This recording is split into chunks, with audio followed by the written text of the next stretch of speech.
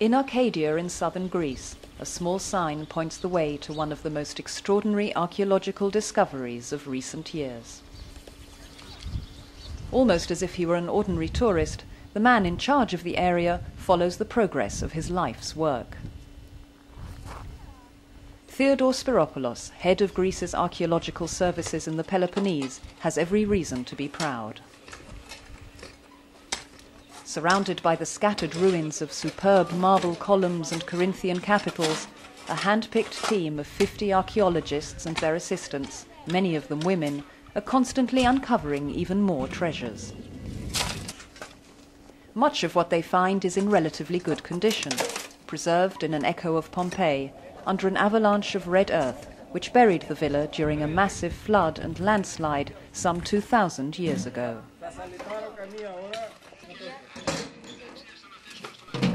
The excavations are a tribute to the professor's archaeological expertise and his determination to carry out his work in the face of persistent skepticism.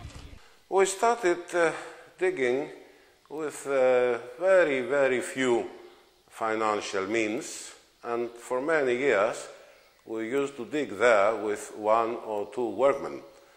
And this continued for about 15 years, though nobody has encouraged us to go on with our work.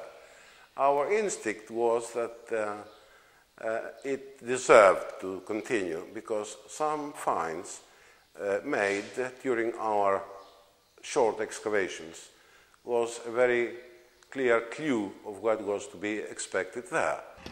The story of the villa begins around the year 150 AD, when Herod Atticus, first Rome's consul in Athens and then its even more powerful ruler, decided to invest some of his immense family wealth in building a country retreat intended to rival everything he'd seen in his travels around the world.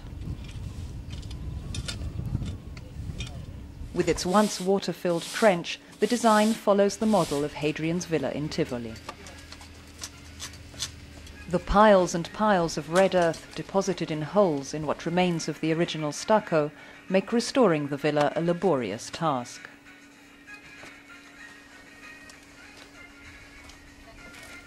Built around a central courtyard once lined with 100 columns, the villa's corridors were paved with a series of mosaics depicting tales of Greek heroes and Greek mythology.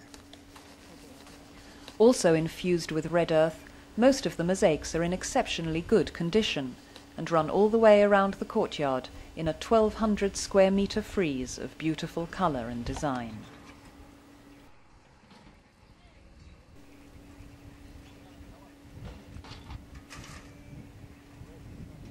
It amounts to the largest area of mosaic paving ever found in the Roman Empire, a vast gallery of ancient decorative art unique in the world. But as if the mosaics weren't enough, the villa had an even greater claim to fame. Quite special with this villa, as an exception I would underline this, is the collection, the rare collection of masterpieces of the sculptural Greek tradition, which is unique for this villa and unique and well explainable if we consider the personality of Herod Atticus, who was a protector of the Greek heritage. Some idea of what the villa might have looked like in its heyday can be gleaned from the garden of a small museum set up to exhibit the treasures found scattered around the site. Inside, there are even more striking examples of Herod Atticus's fine eye for beauty.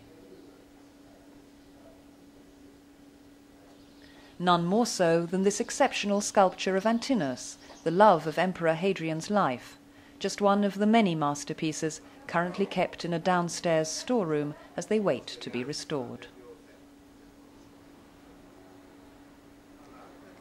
This ancient Greek river nymph was already a priceless antique, as was this river god at the time Herod Atticus acquired them.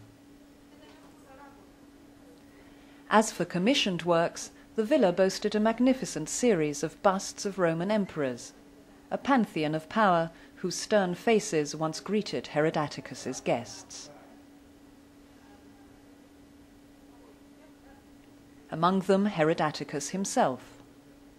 Sculptured twice, he, like all the others, was found buried under the red earth, his white marble features now the colour of terracotta. Although there are about 100 statues here, hundreds more have been destroyed, not by nature, but by man. I think that the first barbaric intrusions in Greece during the late 3rd century was the reason for the first devastation and destruction of the villa, which was later completed by the transformation of the villa to an early Christian era basilica, and this condition continued until the middle 10th century AD, when a monastery was built in the area, most of the material of which has been taken from the villa itself. From top to bottom, the monastery and its little Byzantine church make no attempt to hide the marble pieces taken from the villa in the Middle Ages to serve as building blocks and decoration. Other, less fortunate pieces ended up in lime kilns to make whitewash for the monastery's walls. Nowadays, the monastery is occupied by a handful of nuns, whose tranquil existence is disturbed only by the occasional visit from the more enterprising tourist.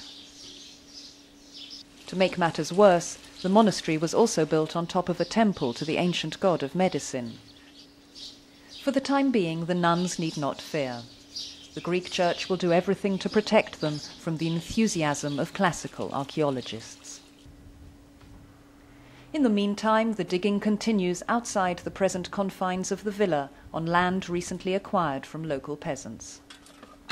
Professor Spyropoulos is convinced the villa's entrance lies under his feet, and it hasn't taken long to uncover an imposing building block. It's yet another vindication of the Greek archaeologist's tenacity, and his team are just as determined to find out more.